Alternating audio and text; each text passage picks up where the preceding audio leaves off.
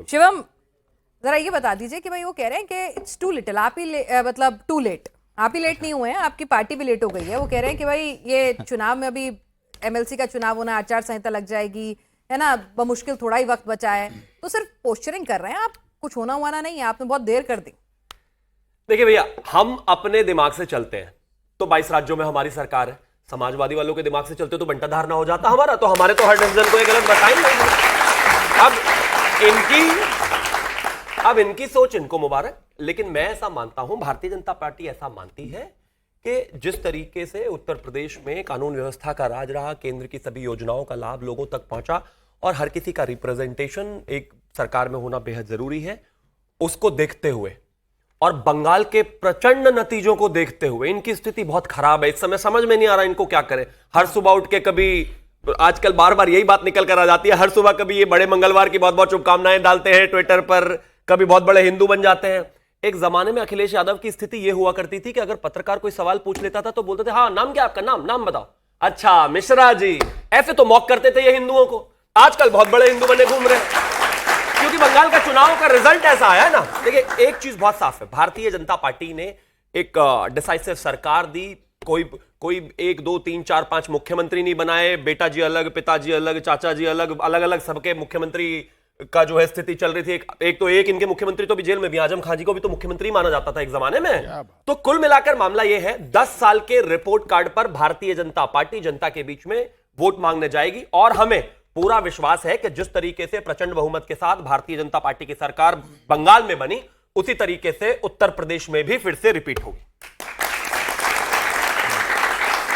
विवेक जी, बंगाल का side effect है, इसीलिए हनुमान जी की शरण आपको याद आ रही है, परशुराम जयंती याद आ रही है, शिवाजी और महाराणा प्रताप याद आ रहे हैं। ये सब जरा क्या कि आप तो पिछड़ा, दलित, है ना, इन सब के साथ चलते थे, पीडीए के साथ। देखिए, जहां तक उत्तर प्रदेश की इन्होंने बात की, शिवम त्यागी अच्छे मित्र भी हैं मेरे, तो महिला अपराध में जो टॉप 5 स्टेट है, डाटा पे बात करूंगा, फर्जी बात करने से कोई फायदा नहीं है, जनता को भी समझना चाहिए। जो महिला अपराध के टॉप 5 हिंदुस्तान में स्टेट हैं, उसमें सबसे ऊपर है उत्तर प्रदेश, दूसरे नंबर पे है महाराष्ट्र, तीसरे नंबर पे है राजस्थान, वेस्ट बंगाल को मैं इसलिए नहीं कह रहा हूं चौथे नंबर पे क्योंकि नई सरकार बनी है, आगे देखते हैं कैसे पिछले 15 साल वाला डेटा होगा, नई सरकार का डेटा होगा, 2024 का डेटा, इसीलिए मैंने हटा दिया, इसीलिए मैंने वेस्ट बंगाल को हटा दिया। और 5वें नंबर पे एमपी, पूरा डेटा पढ़ रही थी तो अब दीदी को भी क्रिटिसाइज करेंगी। 5वें नंबर पे एमपी है, तो अगर आप वो भी मान लें तो 5 में से 4 राज्य, मैं बंगाल को इसीलिए हटा दिया, मेरी बात तो समझिए, 5 में से 4 राज्य महिला अपराध में वहां वो राज्य हैं जहां भारतीय जनता पार्टी की सरकार है। हाँ, बलात्कार में यूपी नंबर 1, ठीक है, तो मतलब दलित अपराध में यूपी नंबर 1, चोरी डकैती में यूपी नंबर 1, तो ये कौन सी सरकार चला रही है? खराब चल रहा है यूपी में और इसीलिए आप जीत जाएंगे, आप ये कह रहे हैं ना? देखिए, अपना हनुमान जी की जरूरत नहीं पड़ने वाली आपको। देखिए पिनाक जी, फैसला जनता को करना है। हम जनता के मुद्दों को लेके जाएंगे। हम हिंदू मुसलमान 80-20 शमशान कब्रिस्तान की राजनीति नहीं करते हैं, ना, बिल्कुल नहीं करते।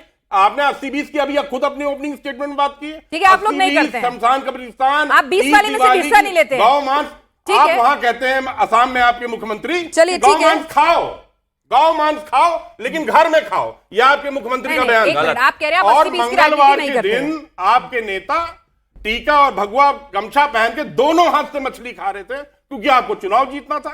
तो ये फर्जी हिंदुत्व की बात हमसे ना करिए, जनता को पता है कि आप किस तरह से। आपका मुस्लिम प्रेम तो असली है ना? क्या आपका मुस्लिम प्रेम तो असली है ना? ऐसा तो नहीं बंगाल के बाद थोड़ा छिटक जाएगा?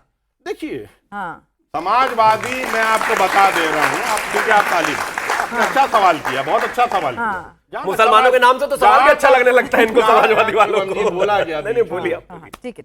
जहां तक समाजवादी पार्टी की बात है, हम बता तो दिया, हम पीडीए के प्रहरी हैं और पीडीए में 95% लोग आते हैं, हम पीडीए के प्रहरी हैं। और पीडीए ने किस तरह से भारतीय जनता पार्टी को उखाड़ के फेंक दिया कि बैसाखी पे आज तक आए हैं, एक सीट आगे नहीं बढ़ा पाए, 240 पे 240 ही रह गए हैं। ये पीडीए और अखिलेश यादव जी की देन है कि आज भारतीय जनता पार्टी की पूर्व बहुमत की सरकार नहीं है, ये है उनका करिश्मा।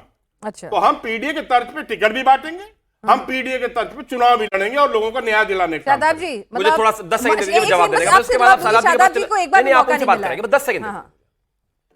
देखिए, जब आदमी का मिजाज थोड़ा सा बदला बदला लगने लगे ना, तो समझ जाइए चुनाव आने वाला है। ये कल तक गाली देते फिरते थे, इनका एक सांसद ने राणा सांगा को गद्दार कह दिया था, आज उसके बारे में पोस्ट कर रहे हैं। हमें बताओगे आप क्या होता है गद्दार? सांसद का नाम बताइए। अभी रुको, मैं कल भी कह के गया था और आज भी कह रहा हूं। अभी रुकिए ना, अभी रुकिए ना, प्लीज रुकिए ना, जरा रुकिए। रामजी सुमन नाम था, प्लीज चेक करिएगा। Thank you. मैं एक और चीज कहना चाहता हूं, अभी रुको, मैं कल भी कहकर गया था, आज भी कह रहा हूं, अगर भूल भुलैया के राजपाल यादव की तरह सिंदूर ना लगाकर घूमे शरीर पर, तो मेरा नाम बदल देना। इतने हिंदू हो जाएंगे ये चुनाव से पहले, सब वही करेंगे। और अगर चुनाव में गलती से थोड़ा सा भी मैंडेट इधर उधर हुआ, फिर इनका असली रंग निकलकर सामने आता है। और कौन से पीडीए की बात कर रहे हैं? बहन कुमारी मायावती जी पर हत्या करने की कोशिश करने वाले लोग ये, ठीक है। बाबा साहब को गाली देने वाले लोग ये, एक सेकंड, पंडितों को गाली देने वाले लोग ये, कुछ नहीं है, ये तो सिर्फ तोड़ना चाहते हैं। ठीक है भाई, ये है को तोड़ के सरकार भाई ठीक है, ऐसा कहाँ लिखा है भाई? क्यों आप हैं? ऐसा कहाँ लिखा है कि हिंदुत्व की बात सिर्फ आप ही कर सकते हैं, वो नहीं कर सकते? हनुमान की शरण में आप ही जा सकते हैं, वो नहीं जा सकते? उनको भी पूरा हक है। मतलब आपके संकट तो हरे, वो उनके संकट हरे तो दिक्कत। रुकिए एक मिनट, ठीक है शादाब, हम तो हाथ जोड़कर कहते हैं जाओ ना भैया। अब क्या मर्यादा पुरुषोत्तम भगवान श्री राम से लेटर लिखवा के लाए क्या इनके लिए? आओ, कौन रोक रहा है? लेकिन हम नहीं रोक रहे। वो पीछे से छुप छुप कर जो ऐसे ऐसे करके जिनसे वोट मांगने जाते हैं, उनका डर है इनको। हमसे नहीं रुक रहे, हम तो चाहते हैं। मुझे तो अच्छा लगता है जब ये हिंदुत्व की बात करते हैं। भाई आपको क्या लगता है, जरा बता दीजिए। जिस तरह से मुस्लिम वोट बैंक जो है इस बार छिटक गया, सबको लग रहा था बीजेपी का डर और हवा जो है मुस्लिम वोट का कंसोलिडेशन करेगा, दीदी को भी अच्छा खासा नुकसान किया। अब ये पार्टियां धीरे धीरे मुस्लिमों से भी एक डिस्टेंस बना लेंगी, आपको ऐसा लगता है? जो पूरे थ्रू आउट एक मुस्लिम वोट बैंक की राजनीति कर रही थी। नहीं, बिल्कुल ये बात सच है कि आज़ादी के बाद से आज तक स्वघोषित सेकुलर दल, चाहे वो नेहरू जी से लेकर लालू जी, मुलायम सिंह जी, ममता जी, अखिलेश जी, तेजस्वी जी, राहुल जी, सोनिया जी, इंदिरा जी, सभी को मुसलमानों ने विश्वास करके उनको मैंडेट दिया है, वोट दिया है, और ये कहकर के वोट दिया है कि हम लोग फिरकापरस्त ताकतों को हराना चाहते हैं। लेकिन बदले में क्या मिला है? क्या उनको शैक्षिक आधार पर उनको कोई उन्नति हुई? क्या उनको आर्थिक आधार पर कोई मदद मिली? कुछ भी नहीं हुआ। आज दलितों से बदतर स्थिति मुसलमानों की क्यों है? भाजपा अभी सत्ता में आई है, 48 साल कांग्रेस ने, सपा ने, इन लोगों ने शासन किया। उत्तर प्रदेश में 2012 में इन्होंने कहा कि हम रिजर्वेशन देंगे आपको, नहीं दिया गया। तो दोनों के दोनों लोग, आज भी जो मंत्रिमंडल का विस्तार हुआ 2 दलों का है। आप कह रहे बीजेपी का, मैं कह रहा हूं तो बीजेपी के नेताओं का, और समाजवादी ने जो तैयार करके एक्सपोर्ट किए हैं नेता, ये तैयार करते हैं और हिंदुत्व के लिए एक्सपोर्ट कर देते हैं। बीजेपी में 2 पार्टियों का आज नहीं, हमारा सीधा सवाल है, ठीक है आप नाराज हैं, आपकी नाराजगी जायज हो सकती है इन पार्टियों से, लेकिन हमारा सीधा सवाल है कि बंगाल के नतीजों ने, क्या ये जो तमाम पार्टियां कहती थी ना कि मतलब मुस्लिम ब्रदरहुड उनके साथ खड़ी रहती थी, अब थोड़ा वो डिस्टेंस मेंटेन करेंगी? क्योंकि कई और सारी पार्टी आ गई हैं, अब मुस्लिम एकजुट होकर बीजेपी के खिलाफ वाली पार्टी को वोट नहीं कर रहा है।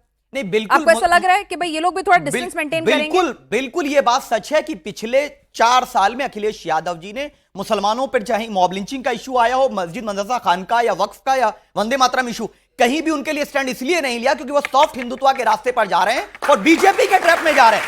वो बीजेपी के ट्रैप में जा रहे हैं, ये इस बात को प्रमाणित करता है। और ये बात तो अच्छी है कि 20% मुसलमानों को नजर आ जाए कि जिसको आप आंख बंद करके वोट देते थे वो आपके अधिकार की बात नहीं कर रहा, आपको अपने बीच में से नेता बनाना पड़ेगा। यही बात अंबेडकर जी ने कही थी कि 20% मुसलमान अब ये तय कर चुका है कि 7%। आज बीजेपी नहीं बोल रही है, आज बीजेपी नहीं बोल रही है, शादाब जी बोल रहे हैं, मुस्लिम भी हैं। 10 सेकंड दीजिए, फिर मैं बोलता हूं।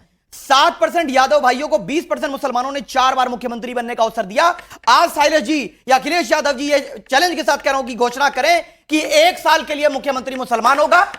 ये बराबरी की बात होगी, अब कुर्सी बराबर लगेगी, अब गुलामी नहीं होगी। मुसलमान वोट डालने वाला रोबोट नहीं है, हम भी उतने ही अधिकार है। सारा माल यादव खाएंगे, मार मुसलमान खाएंगे, अब ये नहीं चलने वाला। सबको बराबर अधिकार मिलना चाहिए।